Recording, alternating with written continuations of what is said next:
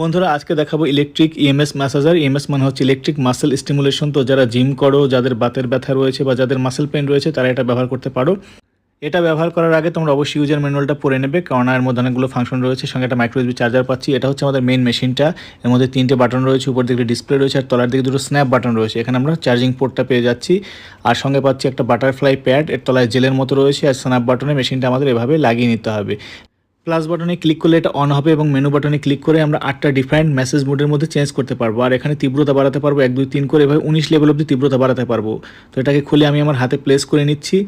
তো অন করার সঙ্গে সঙ্গে কিন্তু এটা ইলেকট্রিক শক দিচ্ছে, যেটা সহ্য করার মতো না। লেভেল 1এই আমার অবস্থা খারাপ হয়ে যাচ্ছে। তো আমি তাড়াতাড়ি খুলে নিলাম, হাতের মধ্যে চুলকানি শুরু হয়ে গেছে। তো এভাবে আরও কয়েকবার ট্রাই করার পর আমি বুঝলাম যে মাংসল পেশি ভুল জায়গাতে দিলে এটা ভালোভাবে কাজ করে। দেখতে পাচ্ছ খুব ভালোভাবে কিন্তু এটা এখন মাসাজ করছে। আমার একটু সহ্য ক্ষমতা হয়ে গেছে এবারে। একবার ফুল চার্জ করলে 1 ঘন্টা অবধি ব্যবহার করা যায়। তো বাড়িতে যদি বয়স্ক কেউ থাকে যাদের বাত ব্যথা রয়েছে তাদের জন্য উপকারী।